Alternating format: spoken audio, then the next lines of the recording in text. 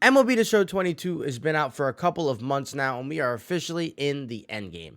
With cards of the likes of Babe Ruth, Ken Griffey Jr., Jimmy Fox, and even retro finest cards like Anthony Kutcher, Jimmy Rollins, and George Brett all in the game, we pretty much have as good of teams as we're going to get, apart from a couple of upgrades here and there. But while we're in the end game, and those cards are amazing, there are going to be a bunch of clunkers. Today, we are going over the worst diamond pitchers in MLB The Show 22. If you have any sort of inclination to try and win online games, these are not cards you want to be using at all. If you want to do this offline, that is perfectly fine. You can use anybody offline. Don't let me tell you what to use and who not to use. But if you want to try and win in a game, stay far away from these guys. Our one and only honorable mention is going to be this 91 overall all-star Aaron Nola. You're going to see a theme with a lot of the cards that I think suck in this game. They're going to have 4 pitches, and they're going to be missing either the slider, the sinker, or the cutter, or they'll have something, and I'll explain it. But this Aaron Nola, he has a sinker, he has a four seam, he has no vertical movement, and he has nothing really great going for him besides decent hit per nines. Don't use him. You'll probably get a better Aaron Nola if you really like Aaron. He'll probably get a finest card at some point, even though he doesn't have one yet. That's something that'll probably happen. This card just doesn't have enough to do anything. Don't touch him. Now, number 10 on this list is going to be 95 overall Christy Mathewson. I just want to know, and I want to have a conversation with how they decided that this card was a 95. They took stamina, pitcher clutch, and they're like, yeah, he's a 95. No, Christy, you're terrible. Screwball and a curveball, which are more or less the same pitch. They move a little different, and they're the same speed. Then he has a 4-seam and a 2-seam. He has 2 pitches that go the same speeds on a stupid windup with bad per nines. Christy, how are you a 95? This is an embarrassment. And the only good thing about you is that you stretch your back before you pitch. Number 9 on this list. This is a little bit of a biased take. I don't care. Vermont Marquez from the Colorado Rockies. He had a second half card from 2018. This card has the stuff that you would want out of a starting pitcher. There's plenty of starting pitchers in the meta even that have this pitch mix. Fastball, knuckle curve, slider, sinker, circle change. He just has, in my opinion, what feels to be the worst delivery in the game. I could read his pitches from a mile away. This is Dr. Seuss when you're trying to hit. If you've never hit a card in this game, ask your opponent to pitch Vermont Marquez, and you will see exactly what pitch is going where at all times. He is horrible. Horrible. Shame. Number 8 on this list is going to be Ron Guidry. Ron Guidry just has really low per nines. He is going to be a lefty. He has a slider, so that's the one good thing about him, but he doesn't throw very hard. He throws in the low 90s. He has that slider. Hit per nine is way too low, so this card wasn't even good like day 1. And now when you have Jimmy Fox, Vladimir Guerrero, Senior, like these guys are maxed out versus lefties. If they touch it, it's going to go maybe 700 feet. Stay away from Ron. Number 7 on this list is going to be Ross Stripling. A weird card to get a card anyway. Like Ross Stripling, I know he was a player of the month. This is a flashback from 2018, but like nobody used this then. Nobody's going to use this now. He's a starting pitcher for the Dodgers in this game. He does have the slider, but he doesn't throw the fastball hard at all. His per nines suck. It's the same issues that I had with Ron Guidry, but he's a righty with a worse windup. So he's the same pitcher, just worse.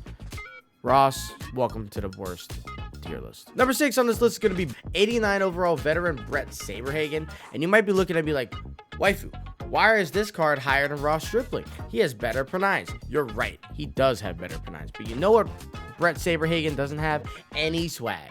This card is so bad.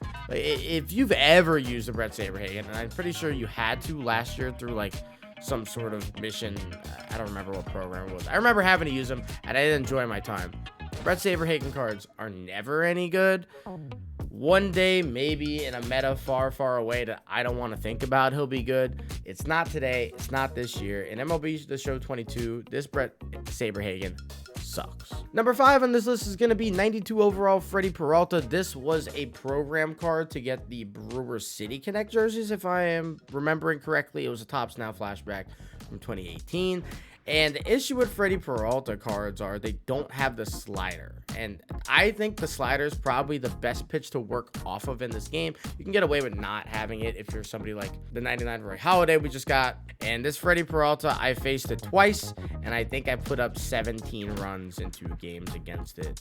Maybe it's just me. Maybe you guys might struggle against him because his pronines are actually pretty good. For him to be number 5 on this list, there has to be a true issue. It's the no slider, and it's the really, really easy to read wind-up delivery. You're sitting on 2 pitches here, and Freddy's not going to fool really anybody, so have fun. He doesn't throw hard either. Like, those 92. You get blown away? No. Sit on it, drive it, make him run. Number 4 in this list is going to be Warren Spahn. He is a lefty, 89 overall all-star card. The only reason that he's not lower is because he does have a sinker and he has a slightly funky delivery. He has like an old-timey stretch out, do whatever, do the hootin' and hollery 2-step on the way while delivering a pitch. Warren Spahn sucks. There's so many good righties in this game that he's going to get clobbered by half the people on your opponent's team. He does have a sinker though, but there's no slider. His pronines are sub 85. He has no control. He has great stamina. If you're a stamina guy, you're a better man than me. Warren Spahn is, he's not him. Speaking of not him, Robin Roberts. The only thing different about this card from Warren Spahn behind is that his delivery is slightly worse and his pronines are significantly worse. I said sub 85 for Warren. This guy has 59K per 9. You're never going to get a swing and miss. Not that you were going to anyway with this pitch mix, but you were never going to get a swing and miss. You have more likely of a chance to go get a date with the hot girl that you work with than getting a swing and miss with Robin Roberts.